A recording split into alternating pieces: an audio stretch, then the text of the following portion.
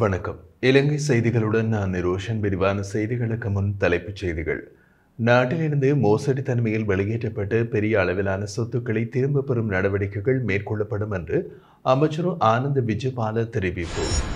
உள்ளூராட்சி சபை தேர்தல் தொடர்பாக கடந்த மார்ச் மாதம் 3ஆம் தேதி முதல் இன்று வரையில் மொத்தமாக 123 முறைப்பாடுகள் பெறப்பட்டுள்ளதாக போலீஸ் ஊடகப் பிரிவு தகவல். நீதிமன்ற பொறிமுறையில்லாத எந்த ஒரு முறைமையினையும் ஏற்றுக்கொள்வதற்கு தமிழ் மக்கள் தயாரில்லை என்று நாடாளுமன்ற உறுப்பினர் சாணக்கியன் சுட்டிக்காட்டு. ஜிஎஸ்பி பிளஸ் வரிச்சலுகையினை தொடர்ந்து பெற விரும்பினால் முன்வைத்த சகல நிபந்தனைகளையும் இலங்கை முழுமையாக பின்பற்ற வேண்டும் என இலங்கைக்கான ஐரோப்பிய தூதுவர் வலியுறுத்தல். தொடர்வது விரிவான செய்திகள். நாட்டிலிருந்து மோசடி தன்மையில் வெளியேற்றப்பட்ட பெரிய அளவிலான சொத்துக்கள் மற்றும் செல்வங்களை திரும்பப் பெறும் நடவடிக்கைகள் மேற்கொள்ளப்படும் என பொது பாதுகாப்பு அமைச்சர் ஆனந்த் விஜயபால தெரிவித்தார். இது குறித்து மேலும் விளக்கியவர், சமீப காலங்களில் நாட்டின் பல நிதி மோசடிகள் இடம்பெற்றுள்ளன என்றும் பொதுப்பணிகள் தவறாக பயன்படுத்தப்பட்டுள்ளதாகவும் கூறினார். ஆனால் இவைகளை ஆராய்வது மற்றும் உறுதி செய்வது எளிதான விஷயமில்லை என்றும் குறிப்பிட்டுள்ளார். இத்தகைய குற்ற செயல்களை முறையாக விசாரிக்க நாட்டின் சட்ட அமைப்பில் ஏராளமான கட்டுப்பாடுகள் இருந்ததாகவும் தற்போது கொண்டுவரப்பட்ட புதிய சட்டம் அந்த குறைபாடுகளில் பெரும்பாலானவற்றை சரி செய்யக்கூடியதாக இருப்பதாகவும் குறிப்பிட்டார். இந்த சட்டம் குற்ற செயல்களால் உருவான சொத்துக்களை மீட்டெடுக்க தேவையான சட்ட ஆதாரங்களை வழங்குவதோடு விசாரணை சொத்துக்களை அரசாங்கத்தின் கீழ் கொண்டு வருதல் மற்றும் அவை எவ்வாறு மடைக்கப்படுகின்றன என்பதையும் கவனத்தில் எடுத்துள்ளது. பல சந்தர்ப்பங்களில் இத்தகைய நிதி மோசடிகளில் ஈடுபட்டவர்கள் அந்த பணங்களை வெளிநாடுகளில் முதலீடு செய்வதன் மூலம் மறைக்கின்றார்கள் என்றும் அமைச்சர் வலியுறுத்தினார். 2025ஆம் ஆண்டுக்கான உள்ளூராட்சி சபை தேர்தல் தொடர்பாக கடந்த மார்ச் மாதம் 3ஆம் தேதி முதல் ஏப்ரல் 9ஆம் தேதி வரையில் மொத்தமாக 123 முறைப்பாடுகள் பெறப்பட்டுள்ளதாக போலீஸ் ஊடகப் பிரிவு தெரிவிக்கின்றது. முறைப்பாடுகளில் 99 முறைப்பாடுகள் தேர்தல் சட்டங்கள் மீறப்பட்டதற்கும் 24 முறைப்பாடுகள் வன்முறை சம்பவங்கள் பற்றியும் உள்ளதாக தெரிவிக்கப்பட்டுள்ளது. மேலும் தேர்தல் சட்டங்களை மீறியதற்காக இதுவரை 13 வேட்பாளர்கள் கைது செய்யப்பட்டுள்ளதுடன் சம்பந்தப்பட்ட 11 வாகனங்களும் போலீசாரால் கைப்பற்றப்பட்டுள்ளதாக தகவல் வெளியிடப்பட்டுள்ளது. அதே நேரம் 2025ஆம் ஆண்டுக்கான உள்ளூராட்சி சபை தேர்தல் தொடர்பில் மார்ச் மாதம் 20ஆம் தேதி முதல் ஏப்ரல் மாதம் 8ஆம் தேதி வரை 944 முறைப்பாடுகள் கிடைத்துள்ளதாக தேர்தல்கள் ஆணைக்குழு தெரிவித்துள்ளது. அதன்படி வன்முறை சம்பவங்கள் தொடர்பாக 6 முறைப்பாடுகளும், தேர்தல் சட்டங்களை மீறியமை தொடர்பாக 191 முறைப்பாடுகளும், ஏனைய விடயங்கள் தொடர்பில் 47 முறைப்பாடுகளும் கிடைத்துள்ளதாக தேர்தல்கள் ஆணைக்குழு மேலும் தெரிவிக்கின்றது. பராட்டே சட்டம் தொடர்பான சலுகை காலம் மேலும் நீடிக்கப்பட்டுள்ளதாக அறிவிக்கப்பட்டுள்ளது.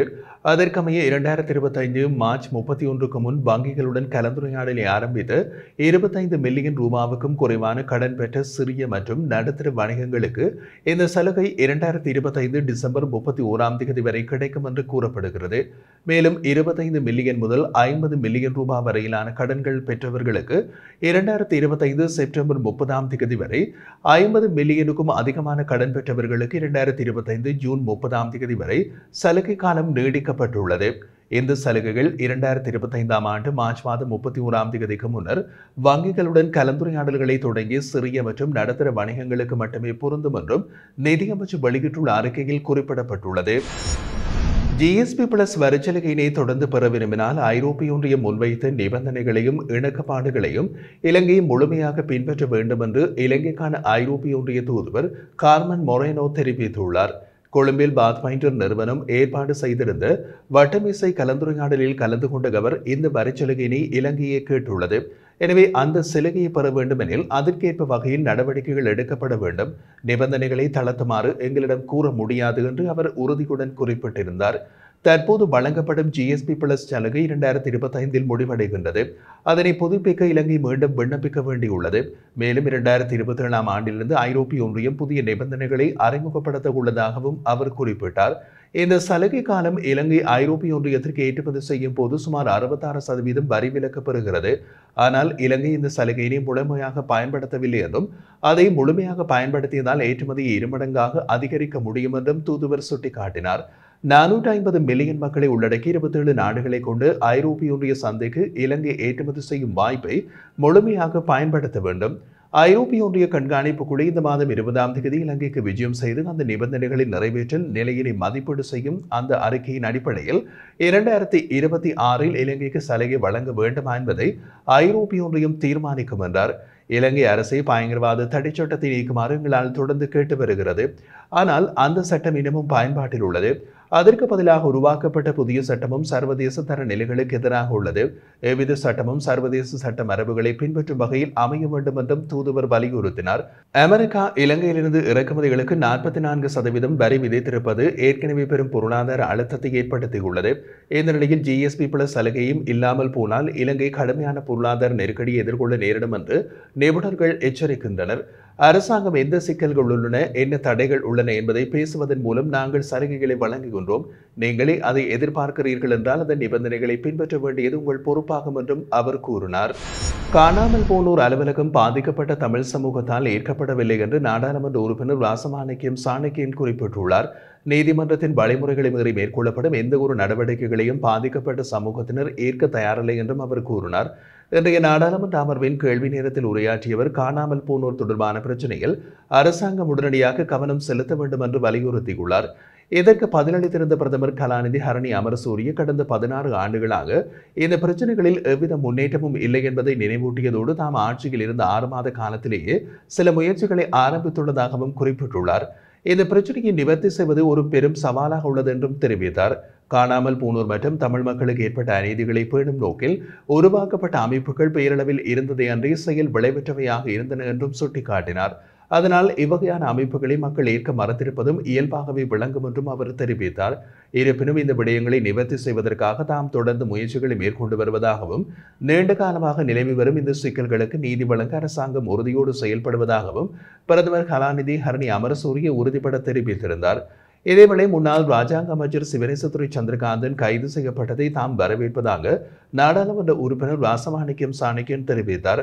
இந்த கைது நடவடிக்கைகள் தொடர்பாக உரிய விசாரணைகளை முன்னெடுக்க வேண்டும் எனவும் தெரிவித்திருந்த அவர் கடந்த காலங்களில் இடம்பெற்ற குற்ற செயல்கள் தொடர்பாக அரசாங்கம் நடவடிக்கை எடுக்க வேண்டும் என்றும் வலியுறுத்தினார்.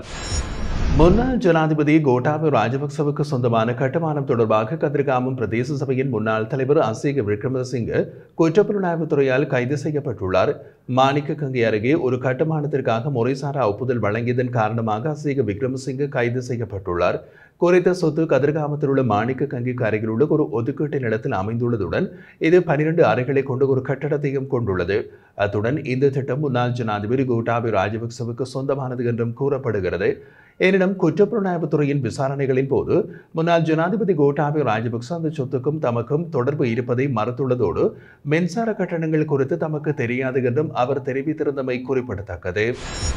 இந்திய உயர்ஸ்தானிகர் சந்தோஷாவுடன் நேற்றைய தினம் பெருந்தோட்டம் மற்றும் சமூக உள்கட்டமைப்பு அமைச்சில் விசேட சந்திப்பு ஒன்று இடம்பெற்றுள்ளது.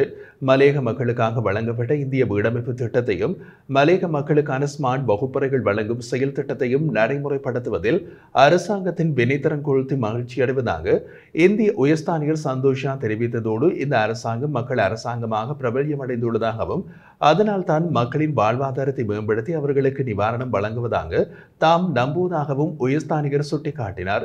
மலையக சமூகத்தினருக்காக இந்திய அரசாங்கத்தினால் வழங்கப்பட்ட 10,000 வீடுகளின் முன்னேற்றம் மற்றும் பாடசாலைக்கு வழங்கப்பட்ட ஸ்மார்ட் வகுப்பறைகளின் செயற்பாடுகள் தொடர்பாக இந்திய உயர்ஸ்தானிகர் தெரிவித்திருந்தார்.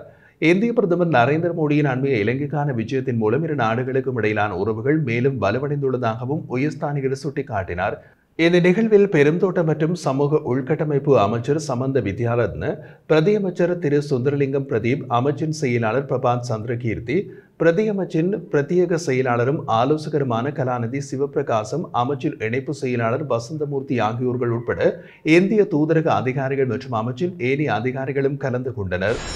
மியான்மரில் அண்மையில் ஏற்பட்ட பெரும் நிலநடுக்கத்தை அடுத்து இலங்கை முப்படை வீரர்களோடு கூடிய சிறப்பு மனிதாபிமான உதவி மற்றும் நிவாரண குழு அந்த நாட்டில் தனது பணிகளை ஆரம்பித்துள்ளது. கடந்த திங்கட்கிழமை அன்று ஜாங்கோன் சர்வதேச விமான நிலையத்தை வந்தடைந்த இந்த குழுவினர் ஜாங்கோனிலிருந்து 450 கிலோமீட்டர் தூரத்தில் அமைந்துள்ள கடுமையாக பாதிக்கப்பட்ட பகுதியில் தங்கியிருந்த அந்த நாட்டு அதிகாரிகளின் ஒத்துழைப்புடன் 2 நடமாடும் மருத்துவ முகாம்களை நடத்தியுள்ளனர். அவசர சிகிச்சை தேவைப்படும் நிலைமைகளை மதிப்பீடு செய்த பின்னர் பாதிக்கப்பட்ட மக்களுக்கு உடனடி மருத்துவ சேவைகள் வழங்கப்பட்டு வருகிறது. குறிப்பாக அத்தியாவசிய சுகாதார பாவனைகள், காயங்களுக்கான சிகிச்சை மற்றும் அனர்த்தத்தால் பாதிக்கப்பட்ட சமூகங்களின் தேவைகளை பூர்த்தி செய்வதிலும் இந்த குழு தீவிரமாக ஈடுபட்டுள்ளது. இலங்கை நிவாரண குழுவினரின் தொழில்துறை திறனிலும் மனிதாபிமான சேவையிலும் காட்டிய அர்ப்பணிப்பும் பரவலான பாராட்டுக்களை பெற்றுள்ளன. இது அவசர நேரங்களில் பிராந்திய ஒத்துழைப்பு மற்றும் இலங்கையின் உறுதியான ஒற்றுமையினை வெளிப்படுத்தியுள்ளது.